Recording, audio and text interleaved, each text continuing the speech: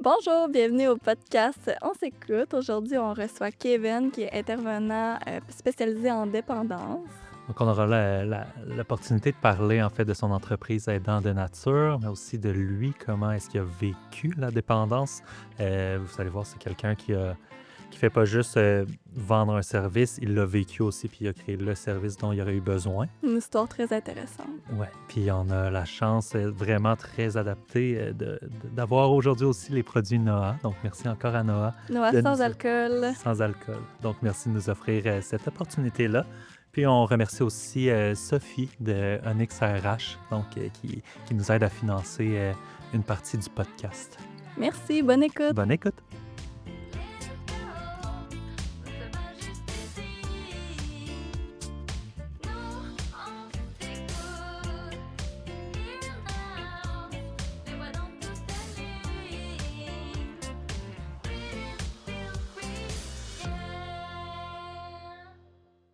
Allô, Kevin.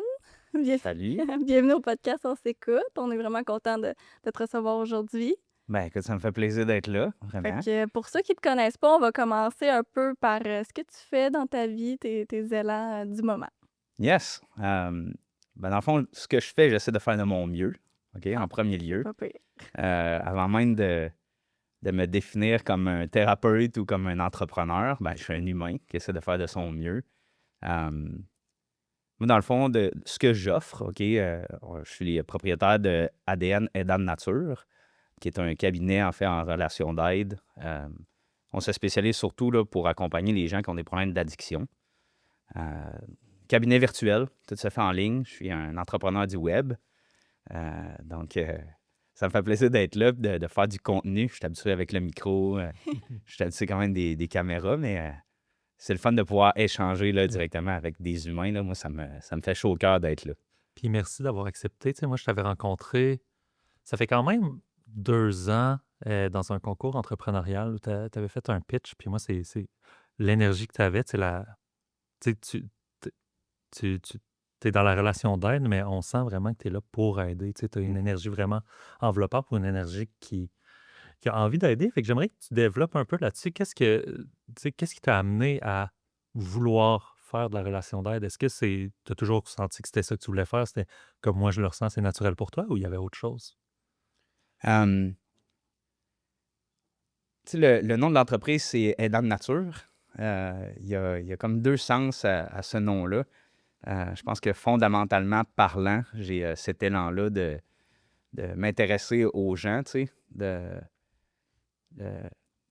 le monde émotionnel, de m'assurer d'être plus en relation, en connexion avec comment tu te sens. C'est super important pour moi depuis toujours. Puis j'ai un côté très nature aussi avec la forêt, tu sais, fait que de là le jeu de mots Aidant de nature, qui est un de mes champs de spécialisation aussi, l'intervention par la nature et l'aventure. Puis pourquoi, en tout cas, répondre à ta question, tu sais, je pense que la vie m'a conduit vers la relation d'aide. Ça n'a pas... c'était pas nécessairement ça que je pensais faire quand j'étais un petit cul. La vie faisant son œuvre, ben... moi, plus jeune, je pensais vraiment plus aller en tourisme d'aventure. J'ai enseigné longtemps en ski alpin. J'ai toujours été très actif. Puis mon père, en fait, est décédé d'un cancer. Puis ça a comme un peu, pas tué le projet, mais comme je devais partir pour l'Ouest canadien, aller continuer de me perfectionner en ski là-bas, puis vraiment comme développer cet aspect-là de ma vie. Puis le concours de circonstances avec le décès de papa, ben j'ai comme décidé de rester plus près avec ma mère, qui est en deuil elle aussi. Fait qu'un peu comme n'importe quel ado qui finit le secondaire, ben j'étais comme, OK, qu'est-ce que je fais?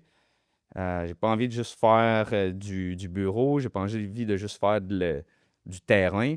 Ben le travail social, ça me semblait intéressant. Fait que j'ai fait une technique en travail social. OK. Voilà, tu sais, je suis rentré à 17 ans, technique en travail social, comme sans savoir que j'allais nécessairement développer là-dedans. Comme, Puis sens-tu que Tu sais, avec le... Tu me le dis, c'est des sujets trop sensibles, mais avec le décès de ton père, est-ce que tu as un peu manifesté ou créé un service que toi, tu aurais eu besoin à ce moment-là? 100%. Moi, dans le fond, le... ce qui m'a permis de survivre au décès de mon père, là, ça a été vraiment la consommation. Euh, Tu sais, moi, j'ai commencé à consommer, surtout, lui, tu sais, étant malade d'un cancer, quand il a commencé à être malade, ça a été comme une façon un peu de m'évader. Puis vraiment, à son décès, ça a été comme une façon un peu d'affronter la vie. Ou, euh, ou de pas Ouais, de l'affronter. la... ou de pas l'affronter, là. Ou Ouais. en tout cas, du moins, moi, je voyais ça. Je me souviens d'avoir euh, 16 ans. Mon père est décédé le 24 décembre 2008, pratiquement à Noël. Puis je me souviens d'avoir une colère énorme envers le système qui, moi, m'oblige à continuer d'aller à l'école quand un adulte, lui, a le droit d'être en arrêt maladie. Ah ouais. Puis je me souviens, là, comme je trouve ça intéressant de parler de ça avec Ben vous autres oui. parce que d'avoir une haine profonde contre le système, c'est-à-dire, moi, dans le fond, je peux pas vivre mon deuil, on m'oblige à continuer d'être fonctionnel Mm. euh, parce que c'est ça mon devoir. Tu sais, c'est ça comme mon devoir Ouais. d'étudiant, d'enfant. Euh, Puis ma mère, à ce moment-là, ben, ça a été très difficile. Là. Le décès là, était quand même pas très présent mentalement. Là. Puis moi, de comprendre que si moi, j'arrête d'aller à l'école, puis que ma mère, à ce moment, n'est pas dans sa meilleure forme pour prendre soin de moi, ben, que j'allais probablement me ramasser en centre jeunesse ou comme... Je sais pas trop, mais comme je comprenais qu'il allait avoir une répercussion. Fait que moi, la consommation, ça a été un peu une façon de performer. Moi, j'ai consommé pratiquement tout mon secondaire, voire mon cégep. Euh, Puis j'allais à l'école en consommation. Je faisais tout en Ça, c'est consommation. alcool, drogue. Alcool, drogue, ouais. Alcool, drogue, tabac. Ok. J'inclus le tabac là-dedans. Euh, Pourquoi je vous dis ça? Parce que moi, ça a été une façon un peu de clairement pas avoir consommé. Je me serais suicidé. Je me souviens, là, euh, être dans mon garage 2 semaines peut-être après que mon père est décédé. Euh, Puis installer une corde, tu sais, puis là, me dire, OK, là, comme, il n'y a plus rien qui marche. Là, tu sais, Ah ouais. de la misère à voir la suite. Euh, Puis arrivé à ce moment-là, au moment où je m'installe, je me dis, hey, si je me ramasse en haut, mon père va me botter le cul. Fait que là, j'ai comme descendu de là. Puis je me souviens, je me suis éclaté toute la nuit dans le garage, tu sais. Puis je m'étais fait une promesse à ce moment-là à moi-même. Je m'étais dit, ben, clairement que c'est pas la meilleure solution, mais c'est ça que j'ai trouvé pour fonctionner. Euh, Fait que je vous dis ça parce qu'il y a probablement des gens qui vont nous écouter, tu sais, puis l'addiction, en fait, c'est très mécompris, c'est très méconnu, c'est très stigmatisé, c'est très tabou, au sens que souvent on pense que les gens qui souffrent d'addiction, ben, c'est des assistés sociaux ou c'est des gens qui sont dans la rue ou comme... mais il y a beaucoup plus de gens qui, comme moi, comme toi, comme... Ça, c'est quasiment du jour au lendemain, de ce que je comprends. Ben, quand il y a eu Ouais. le diagnostic, puis là, ça Tu a sais, déboulé. Là. ça a déboulé, tu sais. Fait qu'il y a une situation dans une vie, ça peut arriver à tout le monde. Ouais, c'est ça. Exact. Tu sais, puis moi, j'en parle ouvertement parce que, justement, tu sais, moi, j'ai toujours été fonctionnel et productif, tu sais. J'ai toujours eu un travail, j'ai toujours... Malgré ça. malgré ça, tu sais, à l'école, j'étais dans les premiers de classe, malgré ça. Ça a été vraiment une stratégie de survie. OK. Tant mieux. Il y en a que ça apporte justement dans... On a C'est comme ça. l'image que ça apporte dans la rue, là, tu sais, qu'un sac à papier, puis là...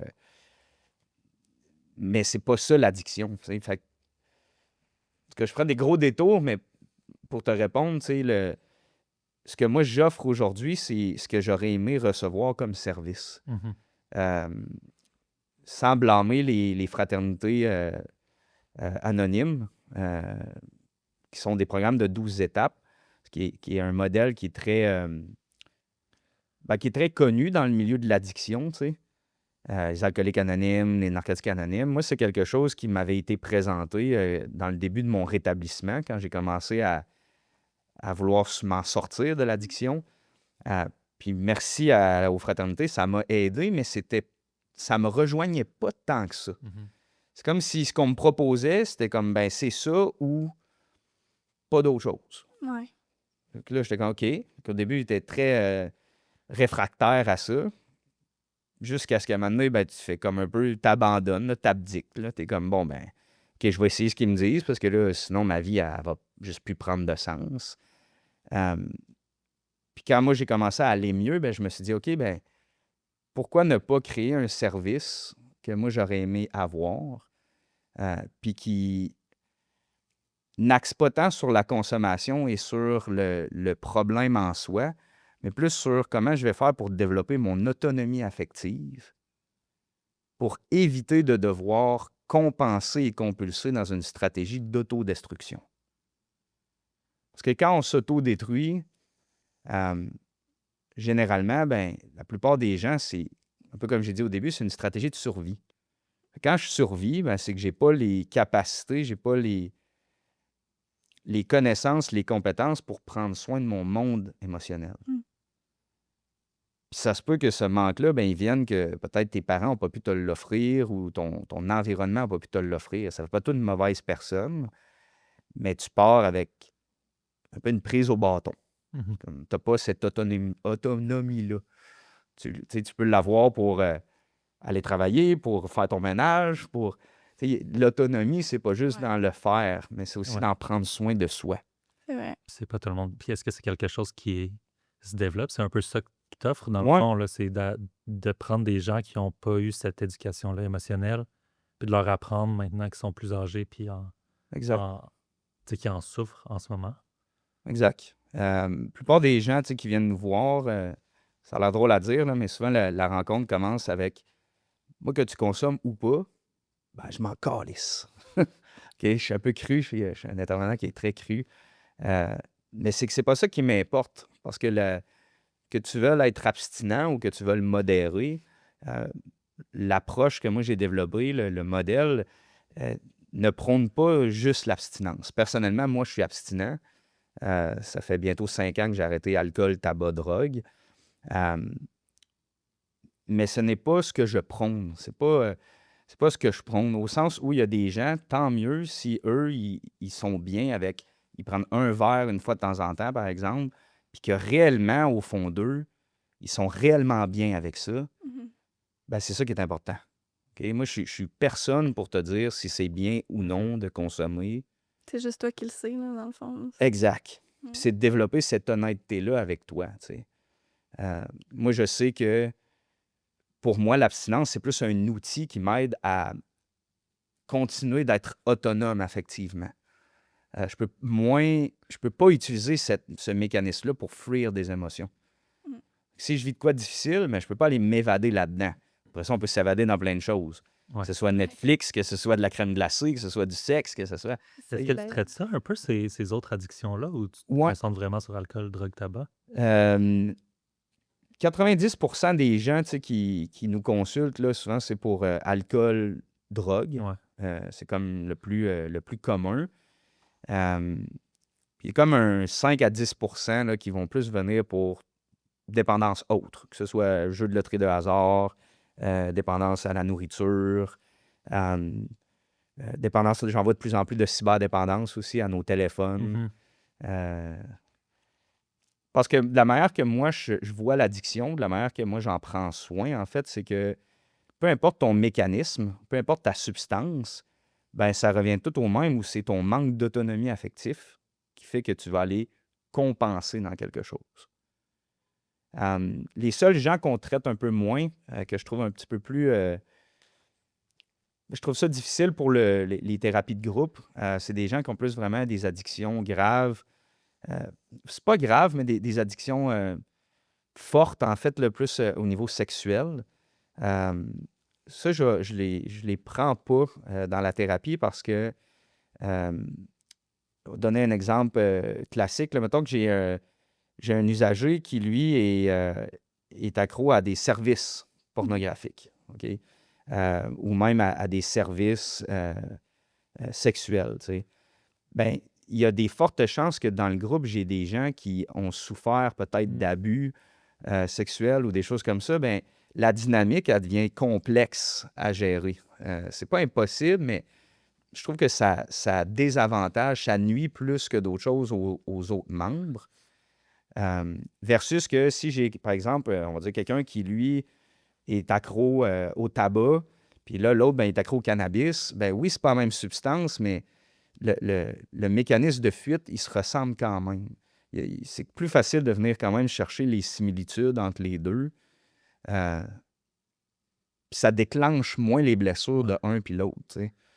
Mais j'imagine qu'il y a des fois, tu sais, je connais vraiment pas ça, puis je suis vraiment confiant que ton approche est la bonne, mais déclencher des blessures, est-ce que ça fait partie des fois de ton approche ou est-ce tu sais, ces bobos-là que tu as dans toi, il faut les voir à un moment Ouais. donné, mais peut-être dans Euh, des meilleurs contextes que, En groupe. ouais, en groupe avec... ben, c'est une très bonne question. En fait, là, euh,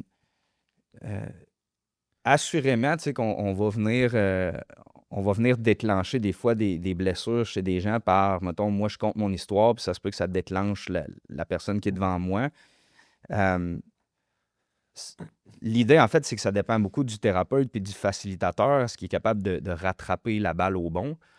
Euh, mais moi, personnellement, j'ai décidé que au niveau, tu sais, de la dépendance sexuelle, c'est pas quelque chose que je veux mêler avec les autres. C'est comme une limite que moi, je me suis donnée dans le cadre thérapeutique que j'offre. Euh, Ces personnes-là, je préfère les référer vraiment plus à quelque chose de spécifique en lien avec ça. Tu sais, parce que tu vois, il y a beaucoup de membres aussi qui nous consultent, qui, par exemple, ont arrêté de consommer, ça fait plusieurs années, mais ils se rendent compte que même s'ils ne consomment plus, ils n'ont pas beaucoup développé leur autonomie affective.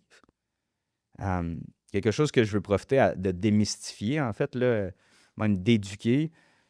Tu sais, on entend souvent la fameuse dépendance affective. C'est un vieux terme des années 40, là, qu'on dit, ben, je suis dépendant affectif, j'ai besoin de quelqu'un pour fonctionner. Mais la dépendance affective, c'est pas juste en lien avec si j'ai besoin d'un ou d'une partenaire, mais beaucoup plus, en fait, avec ta capacité à prendre soin de tes émotions, ta capacité à mettre tes besoins en avant-plan, ta capacité à mettre tes limites, à honorer tes valeurs, Mm.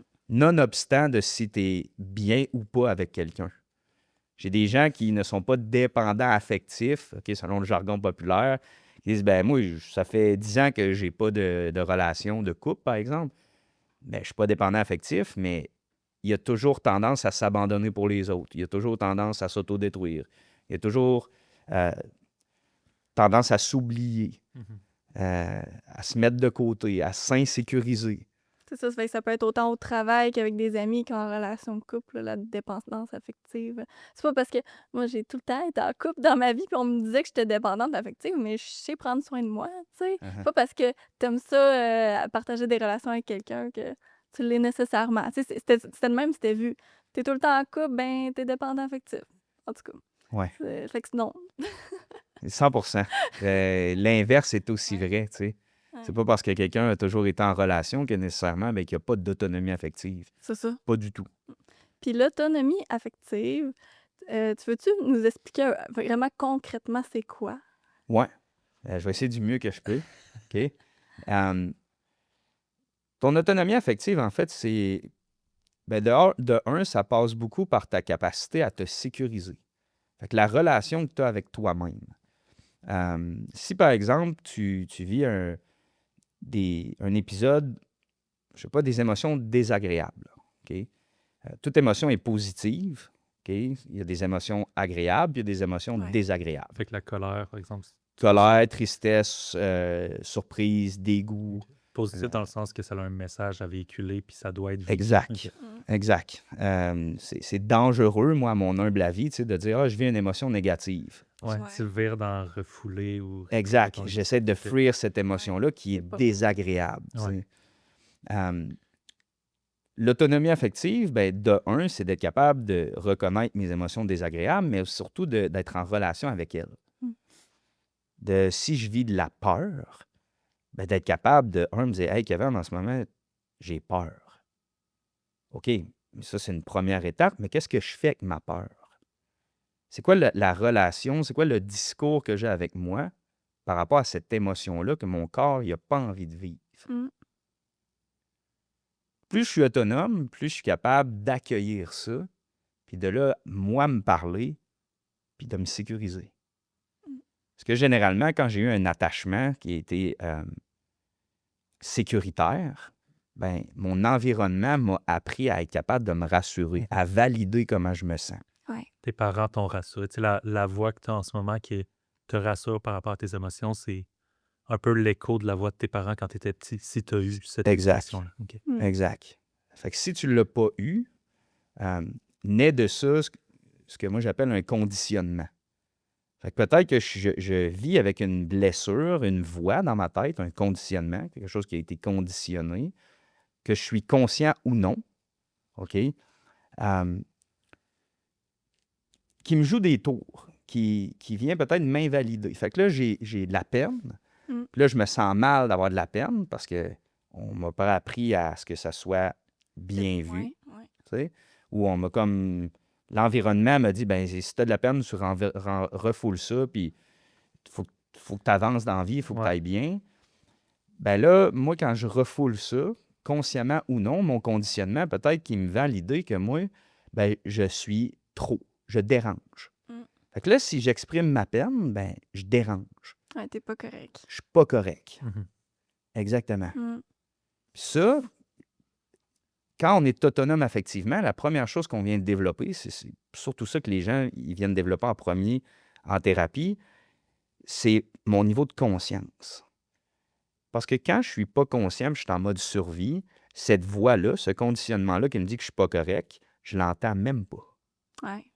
Je fais juste le vivre à travers mon système nerveux, puis je me sens constamment en survie. Pour ceux qui vont nous écouter là, à la maison, là, de toujours te sentir sur le qui-vive, un peu comme toujours menacé, toujours je vais-tu me faire attaquer, je vais-tu me faire humilier, je vais-tu me faire rejeter, je vais-tu me faire abandonner. Les fameuses blessures de l'âme, là, Ouais.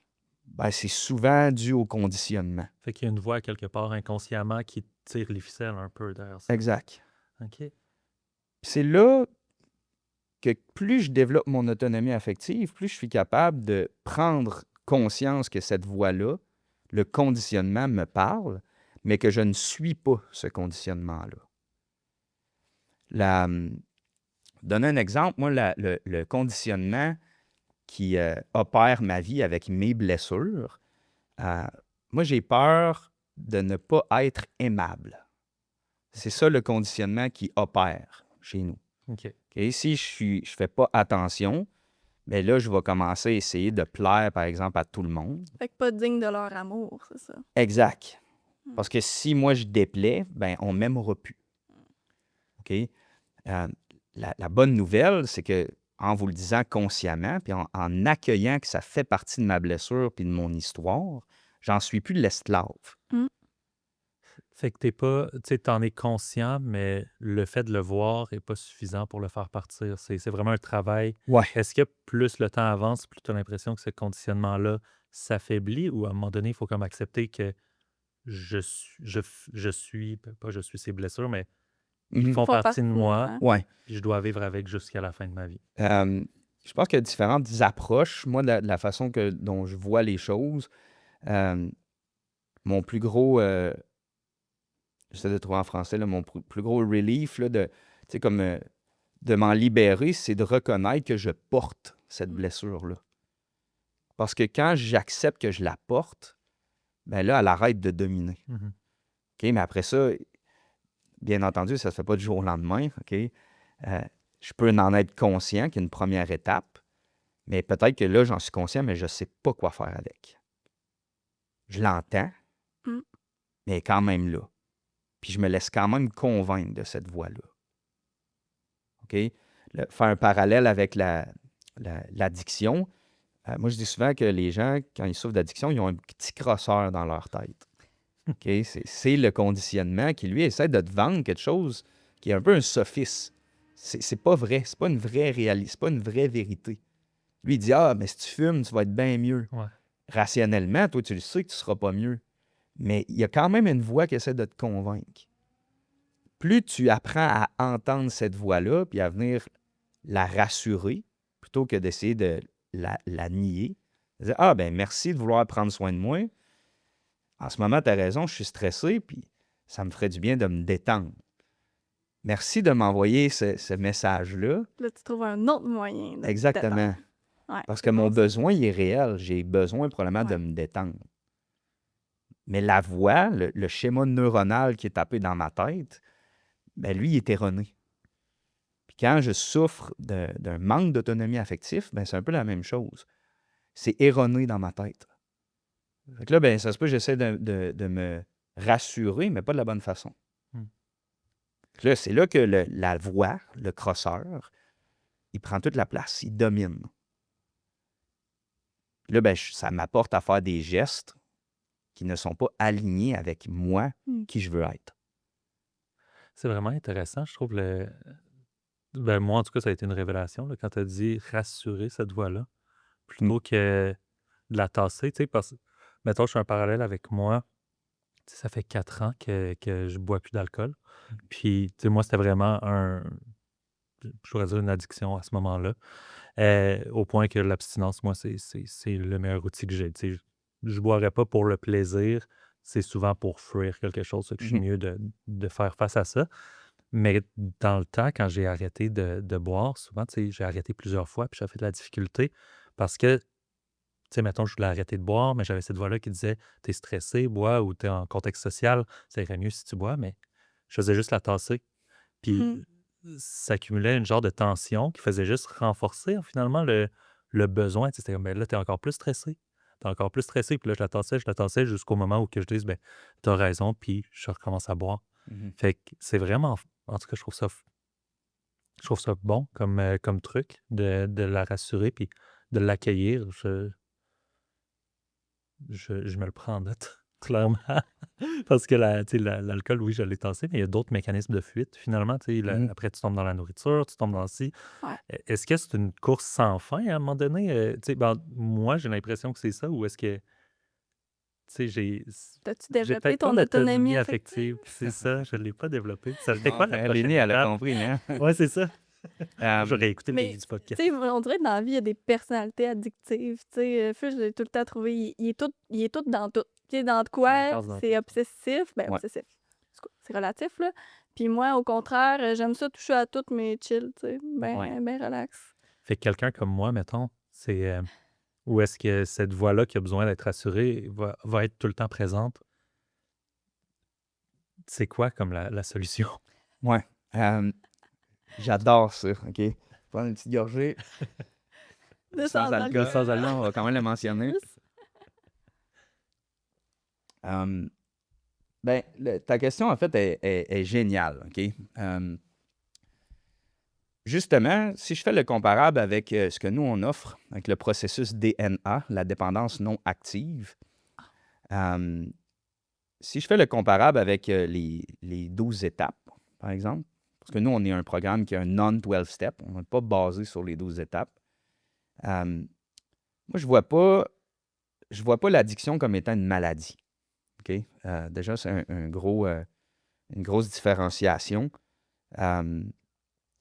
Moi, je pense qu'il y a différentes écoles de pensée, OK, au niveau de la personnalité. Il y a des écoles de pensée qui disent que la personnalité est cristallisée, puis on ne peut pas la changer, qu'on a une personnalité de base, puis il y en a qui disent qu'on peut la changer. Moi, personnellement, ma vision des choses, ça fait 13 ans que je fais de la relation d'aide, puis plus spécifiquement avec les troubles de comportement puis l'addiction. Ce que moi, j'observe de mon propre vécu personnel et professionnel, c'est que les gens, à mon humble avis, ont une personnalité dite de base. OK? Un peu comme un système d'exploitation. Si je prends un ordinateur, bien, mon système d'exploitation, mettons qu'il roule sur Windows, OK? Bien, je peux l'effacer puis mettre, par exemple, un Linux dedans, OK? Ou un Mac. Mais l'être humain, à ce que je comprends, en tout cas du moins aussi au niveau des schémas neuronaux, je ne peux pas effacer complètement le système d'exploitation. Mais je peux réinstaller un système d'exploitation par-dessus.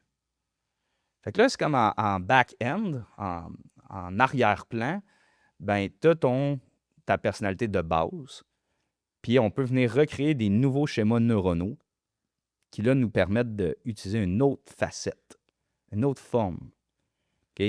Mais reste que de base, moi, Kevin, j'ai une personnalité dépendante. OK? Je suis un excessif, je suis un intense, je suis quelqu'un d'hypersensible, je suis quelqu'un d'anxieux. C'est très typique, Ouais. la personnalité dépendante. Mhm. OK? C'est très typique. Ça, en ce moment, ça crée des controverses énormément sur le web avec ce que moi, j'avance sur ça. Euh, c'est très typique de ce que j'observe des neurodivergents. OK? OK. Les gens, OK, que ce soit parce qu'ils ont, exemple, un TDAH ou que ce soit parce qu'ils ont un trouble X de la personnalité ou que ce soit même quelqu'un qui vit de l'autisme ou qu'on est plus là dans un aspect plus cognitif et moins santé mentale.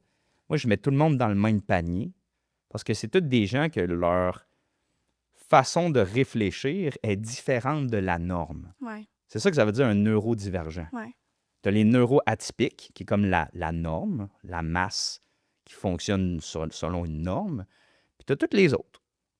Puis toutes les autres, la corrélation que moi je vois, la plupart sont plus sensibles aux addictions, plus sensibles à être impulsifs, plus sensibles à être sensibles, plus sensibles à être anxieux. La gestion de leurs émotions est différente, est plus complexe. Je ne dis pas compliquée, complexe. La différence, c'est que moi, si je ne mets pas en avant-plan prendre soin de mon monde émotionnel, ben, je suis dysfonctionnel. J'ai besoin de mettre ça en priorité dans ma vie. Fait que ça, OK, pour répondre à ta question, je fais encore une fois gros parallèle. Ça. Si Phil, il se demande, ben moi, je vais-tu falloir que je gère ça toute ma vie? Il y a des bonnes chances que oui, mais c'est pas une mauvaise chose parce que ce que tu es en train de créer en ce moment, OK, ce que moi j'ai créé avec l'entreprise, c'est aussi des cadeaux issus de mon intensité. C'est vrai. OK? Dans ma différence, là, il n'y a pas juste des choses qui sont pas bonnes, il y a aussi d'énormes cadeaux.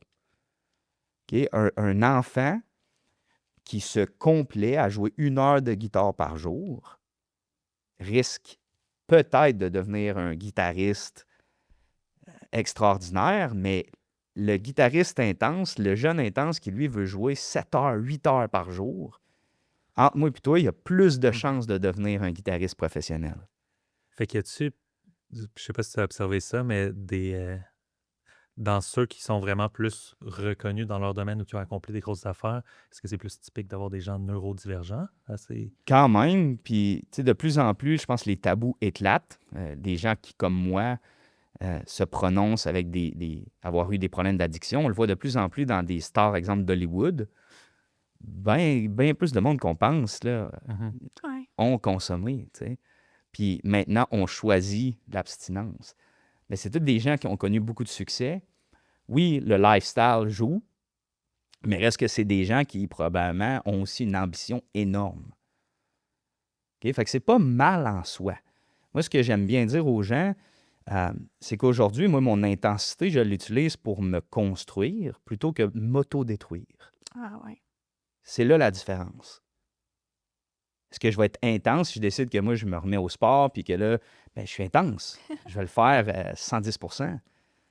Si je décide que là, OK, je veux manger bien, nanana, ben, je vais le faire à 110%. Le défi, souvent, c'est dans le maintien. Mon Dieu, tu parles, je suis comme Phil, sort de ce corps. Là. Mais est-ce que c'est une autre fuite de dire, mettons, moi, ça peut être la malbouffe pendant vraiment un bon moment, Ouais. ou que je fuis mon anxiété. Je suis quelqu'un de très anxieux, fait que Ouais. je fuis mon anxiété avec la nourriture. Puis à un moment donné, je me dis, ben non, là, il faudrait que je prenne soin de moi. Fait que là, je m'inscris au gym, je me mets à bien manger, calculer mes calories, tout, mais C'est une autre je fuis fuite. la même chose finalement. Fait que Fuir, OK, dans le monde des humains, des animaux, reste que c'est une stratégie de base, là. Tu sais, le fameux genre fear, fight or flight. Tu sais, c'est comme soit j'attaque, soit je m'envole, ou je pars, là, tu sais, ou même je peux freeze, là. Ouais. C'est comme la stratégie de fuite n'est pas mal en soi. OK? Euh, c'est plate à dire, mais si tu fuis en mangeant 3 biscuits versus que si tu fuis en prenant de l'héros, l'impact n'est pas le même. Ouais, C'est vite vrai? même, hein? Tu sais? Mais Ouais. ce n'est pas moins souffrant. Ouais. Ça, c'est super important parce que j'ai des gens qui, souvent, justement, sont fonctionnels. Je travaille beaucoup avec des soins, le soin infirmier, l'ingénierie, le domaine de l'éducation. Je suis beaucoup dans ce genre de créneau-là. Puis souvent, ils se sentent mal parce qu'ils disent ouais, mais là, moi, j'ai pas vraiment de problème. Je bois un verre de vin par soir. Ouais, mais toi, tu te sens-tu prisonnier de ça? Ouais, je suis vraiment pas bien. Mais Hmm. la souffrance de son addiction est autant valable que celui qui il faut qu'il se pique esti, aux demi-heures. Mhm. La toxicité du produit, ou en tout cas le comportement autodestructeur est peut-être moins impactant, mais la souffrance qu'elle vit d'être prisonnière de ça est autant valable. Ouais. Fait que, est-ce que Phil, il fuit quand il va, exemple, se taper vraiment beaucoup de gym? Peut-être qu'à certains moments, oui. Puis peut-être qu'à certains moments, non.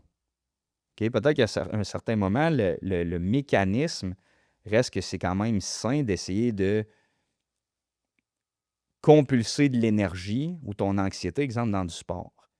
Est-ce que c'est un mécanisme qui est sain?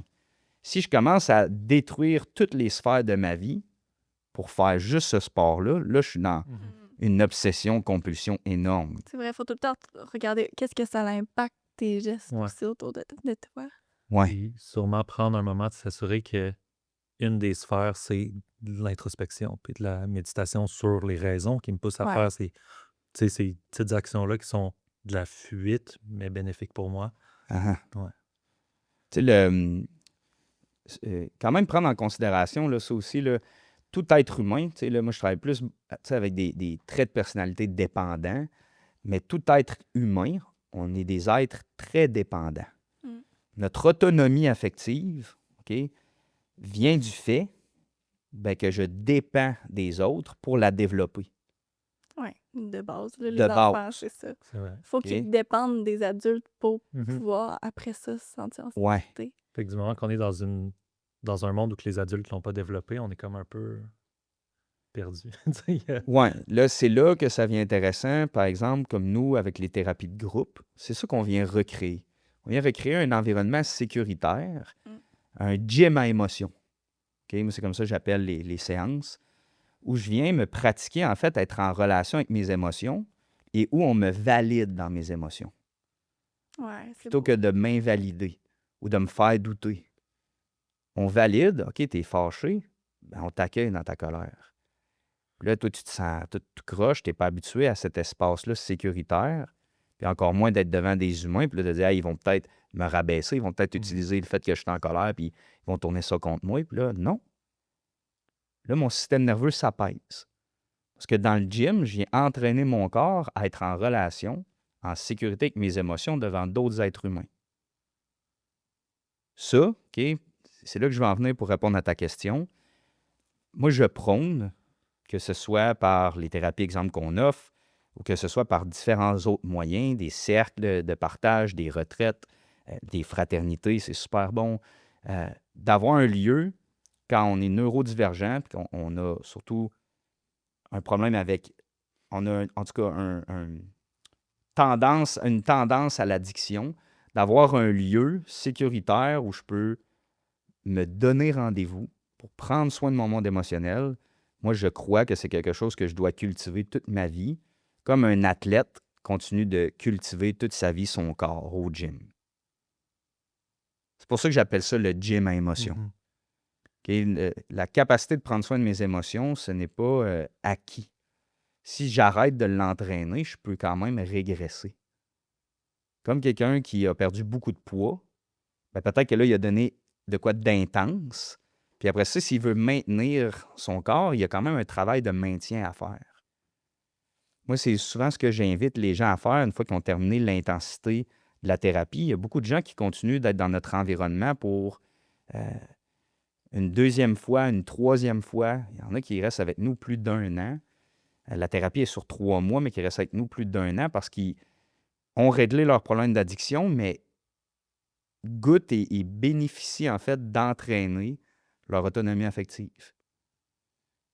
Le problème numéro un, là, surtout en société aujourd'hui, là, on prône beaucoup l'individualisme. Ouais. Puis il y a un biais cognitif sur être autonome, c'est avoir besoin de personne. Ça, ce n'est pas être autonome, ça, c'est de l'antidépendance.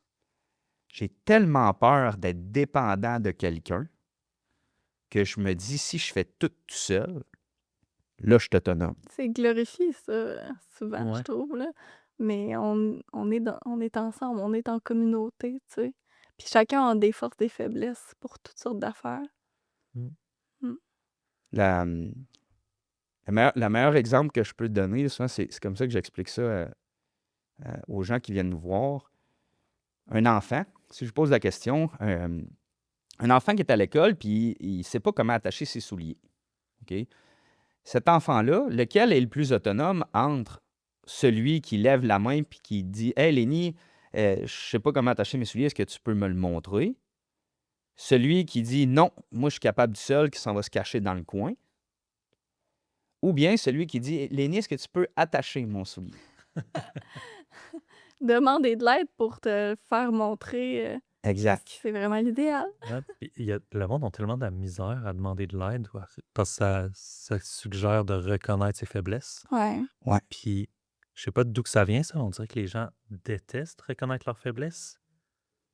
C'est intéressant que tu dises ça parce que déjà le terme faiblesse, il y a comme un Ouais. caractère pas correct. Mhm. tu sais. Mm.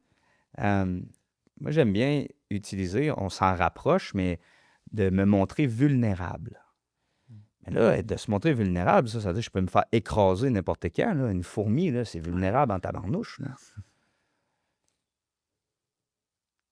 La notion, moi, j'aime rajouter de ça, c'est que quand je me permets d'être vulnérable, ce que j'essaie de faire du mieux que je peux en ce moment même avec vous autres, je me montre authentique. Et quand je suis authentique, OK, si j'ai l'autonomie affective assez développée pour m'aimer, ben même si tu essaies de m'écraser en étant authentique, ça ne m'atteint pas. T'as plus rien à prouver à personne. Je te livre ce qui Ouais. suis, Je that's suis, it. exact. Tu sais, ouais. Fait intéressant, là, 33% des gens, OK, ne nous aimeront pas si on est authentique. Pas tant beaucoup, ça. Un tiers. Une personne sur Ouais, trois. je Fait vais que là, pas t'aimer. C'est pas dans les bien groupes, grave. là, peut-être ici, là, dans tout le studio, là, ben, peut-être qu'il y a une personne sur trois ben, qui n'aime pas tant ma vibe en ce moment.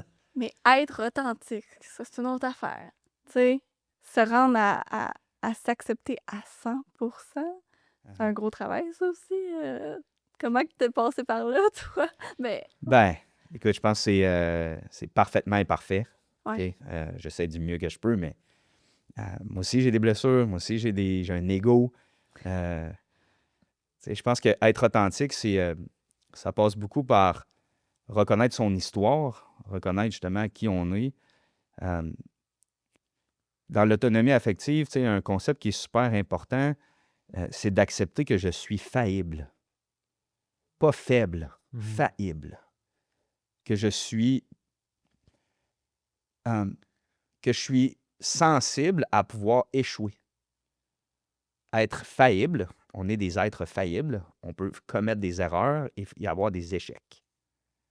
Ce que je crois, faire un parallèle, dans le monde de l'entrepreneuriat, les entrepreneurs acceptent quand même beaucoup plus ça que ce qu'on apprend dans notre société.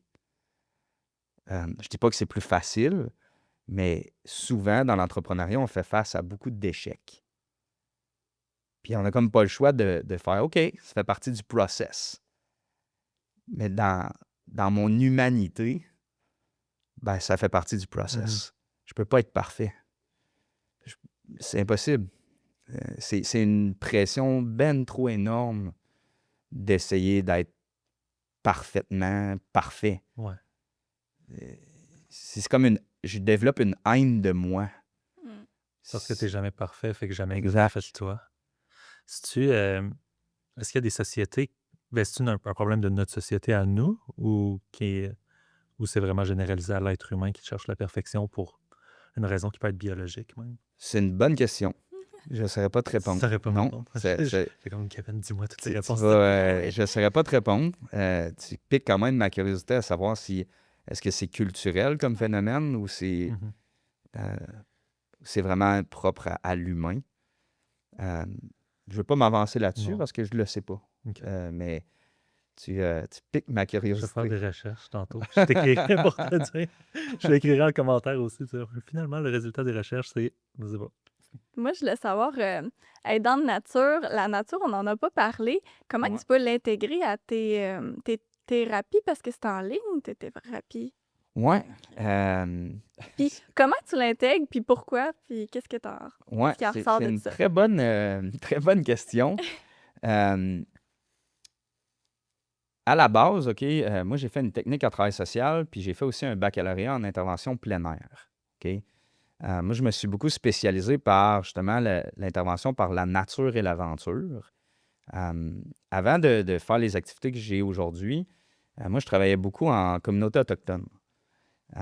Puis un peu comme l'art thérapeute utilise le médium de l'art pour faire l'intervention, moi, j'utilisais beaucoup la nature et l'aventure. Avec les peuples autochtones, c'était quand même très facile. Ils l'ont ancré en C'est eux. très culturel, Oui, là. c'est ça. Encore plus que nous. Fait que c'était un médium qui était super. Moi, j'ai décidé vraiment plus aller me perfectionner à ce niveau-là. Puis il reste que dans ma vie de tous les jours, ben moi, ça fait plus de 10 ans que j'enseigne canot, ski, euh, des formations de survie. Bref, j'ai un côté très plein aireux. C'est plus les disciplines que je pratique. Puis quand j'ai lancé Aidant de nature, en fait, entrer dans de la vulnérabilité, moi, je me suis fait congédier d'un centre de thérapie pour lequel je travaillais. On va préserver son nom. Mais c'est ça, je me suis fait renvoyer, en fait, pas parce que je faisais pas un bon travail, mais parce que ma drive, ma personnalité était dérangeante. Puis à ce moment-là, ben moi, j'ai dit, OK, ben, je vais rebondir de ça, puis je vais ouvrir mon propre service. À la base, quand j'ai développé l'entreprise, ben, je voulais beaucoup mettre en avant-plan la nature et l'aventure, était un de mes champs de spécialisation. Euh, mais je me suis rendu compte assez vite que le modèle d'affaires était quand même beaucoup plus dur, était beaucoup moins viable. Du fait que c'est très saisonnier, que ça demande énormément d'équipement. En termes d'assurance, c'est fou ce que ça demande. Fait que, comme tout bon entrepreneur, ben, j'ai pivoté. OK? Puis j'ai commencé à m'intéresser en fait à tout ce qu'on pouvait faire par le web. Parce que les gens, moi, j'habite à Lévis, puis j'avais un cabinet physique à Lévis, puis même les clients que j'avais à Lévis, la plupart voulaient me voir en ligne parce que c'était plus simple pour eux, ils peuvent me voir au bureau, couche les enfants peuvent me voir, tu sais, comme ça demande moins de déplacement. Puis moi-même, quand j'ai arrêté de consommer, moi, j'ai beaucoup fait des fraternités anonymes, mais sur le web. Fait que moi, j'ai connu moi-même, en fait, la magie thérapeutique qu'on est capable d'avoir derrière un écran. Parce que beaucoup de gens, peut-être, ils vont nous écouter et ils vont dire « Ah, ouais, ça se passe bien. » Étonnamment, moi, ça fait 5 ans que j'ai arrêté de consommer, puis c'est grâce au fait que j'ai pu me déposer derrière un écran. Fait que pour répondre à ta question, ben, la nature et l'aventure avec le pivot entrepreneurial dans Aidant de nature est beaucoup moins présent que ce que j'aurais voulu à la base. OK, j'ai pivoté, je me suis transféré vers le web, ça me permet de voir toute la francophonie. On a des gens, surtout au Québec, mais j'ai des gens dans l'Ouest canadien, des francophones, des Européens. Ça a quand même permis d'ouvrir les horizons. Mais c'est un de mes rêves à plus moyen-long terme de tous les gens qui ont fait la thérapie dans le but de poursuivre leur travail, leur cheminement, ben, qu'on offre des retraites en nature. Où là, les gens ont une base, un langage commun, ont tous fait la même thérapie, qui sont plus autonomes, effectivement, mais on est capable de les emmener dans un contexte un peu plus aventurier, puis qui, là, ils bénéficient vraiment de ce levier-là qui est la nature et l'aventure.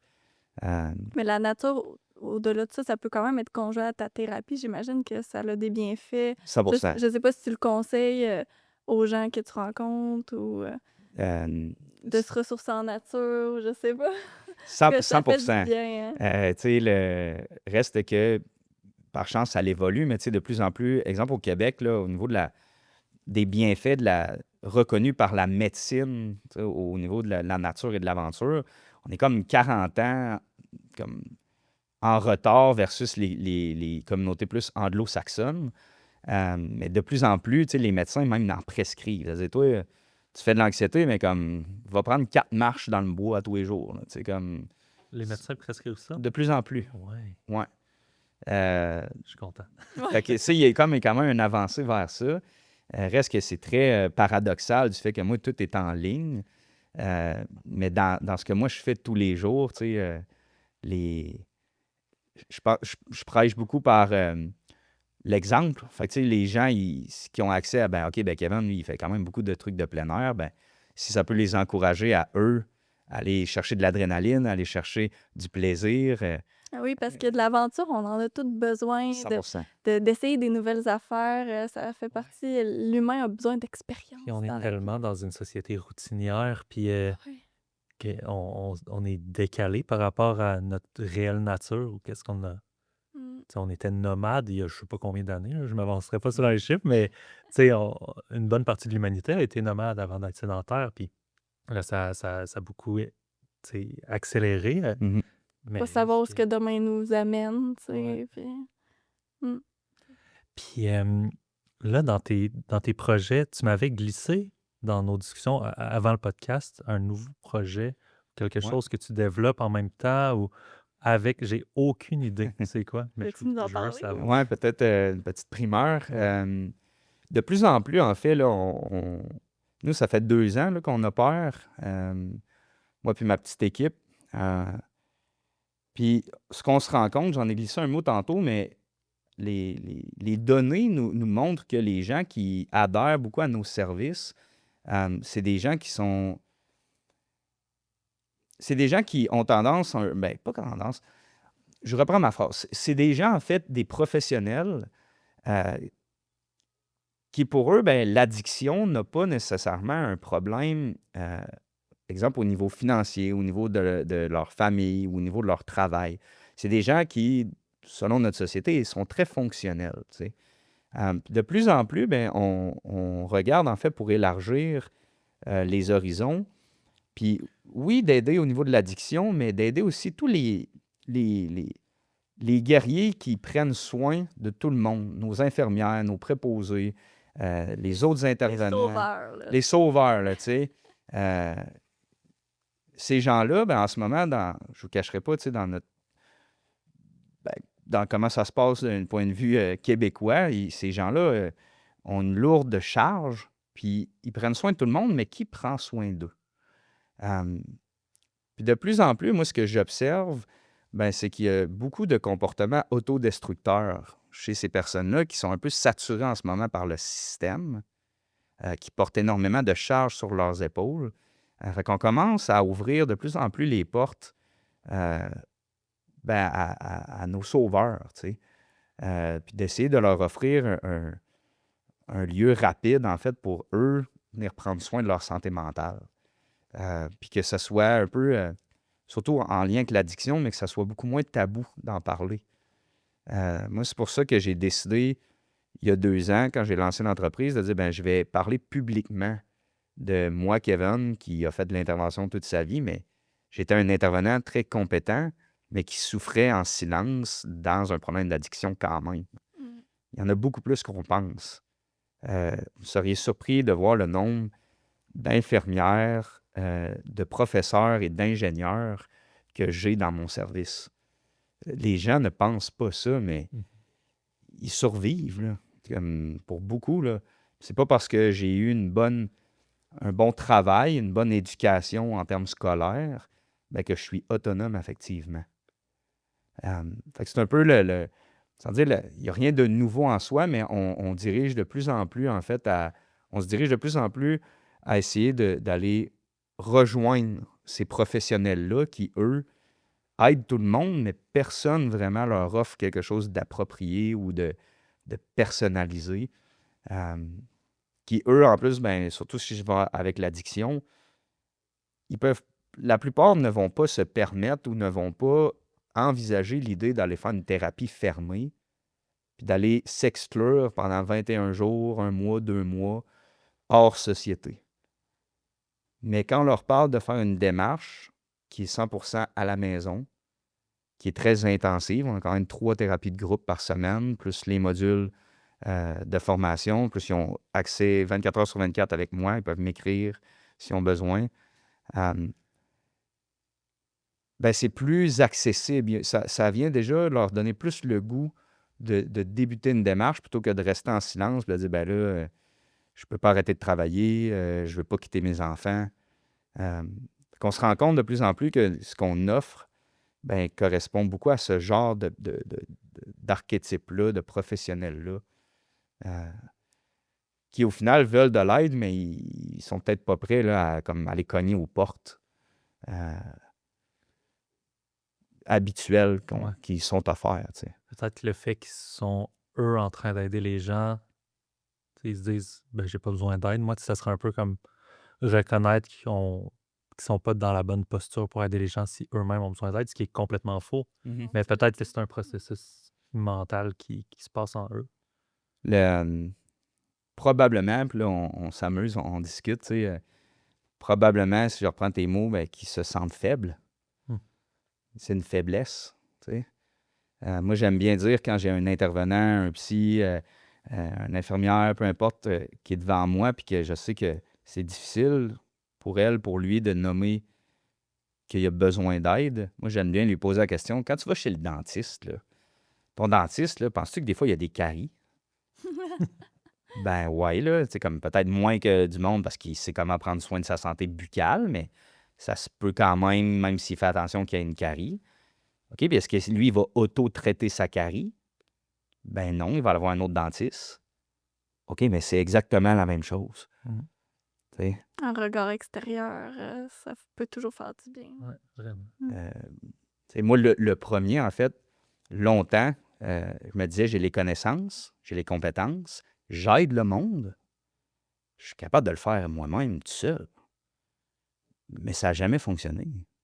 Ça a toujours été des gros échecs, là, où comme, je pensais que ça fonctionnait, puis je rechutais, tu sais.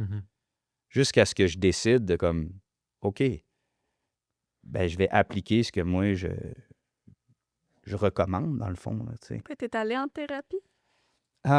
Non, j'ai pas été en thérapie, mais j'ai quand même été me chercher un suivi. Tu sais, en individuel, j'avais un suivi qui a duré comme 3 ans avec une intervenante que je voyais pratiquement tous les semaines. Je faisais des fraternités anonymes. J'ai fait beaucoup de retraites, des groupes d'hommes. Ben, c'est une thérapie, ça. Là. Ouais, tu sais, ça rentre, mais tu n'as pas fait une thérapie à proprement parler de aller en centre fermé pendant, exemple, 21 jours. De là, pourquoi aussi je prône un autre modèle, qu'on n'a pas besoin d'aller s'exclure, parce que souvent, les gens que moi j'ai vus dans les centres d'hébergement, ayant travaillé moi-même dans des centres de thérapie fermés, souvent, en centre de thérapie, ça va bien. Ouais. Les gens, là, ben là, ils sont en sécurité, ils ont un intervenant 24 heures sur 24, ils n'ont pas besoin de dealer le stress du quotidien. Souvent, ils ne se font pas à manger, ils n'ont pas leur enfant, leur blonde ou leur chum ne sont pas là. C'est sûr, ça va bien. Là, Là, il faut juste qu'ils parlent de leurs émotions, c'est quand même un bon défi, mais généralement, ça va bien. après ça, ils sont livrés à eux-mêmes avec Exact. tous leurs problèmes à la maison. Puis... C'est déclencheur. Mais j'ai connu quelqu'un proche de moi qui est allé en thérapie, ça allait trop bien. Après ça, sorti, puis ça n'a pas été long que ça a recommencé. Là. En tout cas, parce que, comme tu dis, il nous faut des outils à la maison tu sais, pour pouvoir continuer à progresser là-dedans. Puis, juste quand même tempérer ça, tu sais, je n'ai rien contre les thérapies. Je pense qu'il y a des gens qui ont besoin quand même d'un arrêt d'agir, mais s'ils n'ont pas un plan de match après, puis qu'ils n'apprennent pas à développer leurs outils, leur autonomie affective après, dans la vie du quotidien de tous les jours, il y a un manque. c'est là que nous, en fait, on a décidé d'accompagner les gens sur plus long. Mais moi, je veux... Ça se peut qu'on parle même pas de ta substance. Puis que là, tu arrives, exemple, j'ai une thérapie demain soir, puis là, tu arrives, tu dis, hey, moi, je me suis pogné avec mon chum, nanana, nanana. Puis là, tu me parles de ce que tu vis au quotidien, mais c'est ça qu'on veut apprendre à prendre soin. C'est tout, qu'est-ce que toi, ça te fait déclencher, Ouais. ce que tu vis dans ta vie. L'addiction, là, c'est juste le symptôme. Ouais, c'est ça. Vraiment aller chercher la cause, puis pas le symptôme au final. Exact. Comment tout, j'ai l'impression, tu sais, ça revient à quand tu vas voir le médecin puis qu'il te prescrit des pilules. Tu sais, c'est correct de vouloir traiter les symptômes, Mhm. mais si tu ne travailles pas la cause, ben, tu auras besoin de tes pilules tout le reste de ta vie aussi. Fait que tu vas travailler la cause, puis je sens que c'est ça que tu veux travailler. Exact. Kevin, si quelqu'un veut te suivre, parce que là, on n'a plus de temps, C'est malheureusement. vrai que ça va vite. Si quelqu'un veut découvrir tes services, qui sent peut-être qu'il a besoin de tes services, Ouais. par où est-ce qu'il peut passer? Où est-ce qu'il peut te découvrir? Ouais. Différentes façons, en fait, là, il peut me trouver sur Facebook, ADN, aidant de nature. Il peut me trouver par mon nom aussi, Kevin Roberge. Kevin comme Evan, ça s'écrit K-E-A-V-E-N. Sur TikTok, Instagram, Kevin Roberge, aidant de nature. On existe. Sinon, ils peuvent nous envoyer un message texte directement aussi. 438-256-5589. Moi ou mon adjointe, en fait, là, on prend les messages textes, on va filtrer avec eux directement. Si nos services sont appropriés, ils peuvent nous appeler s'ils préfèrent. Ouais, toutes les médias sociaux, on est sur tout. Allez voir notre site web. La meilleure chose, puis n'hésitez surtout pas à nous appeler ou à jaser avec nous autres. Même si t'es pas sûr, comme on va jaser. On va voir si on peut t'aider. Puis si on peut pas t'aider, on va regarder vers où on peut te diriger. L'important, c'est de pas rester tout seul. Là. Vraiment. Ben, merci beaucoup de nous avoir fait vivre ce beau moment-là, authentique et vulnérable avec toi. J'ai vraiment aimé ça. Merci, Kevin. Mais merci à vous autres. Plaisir.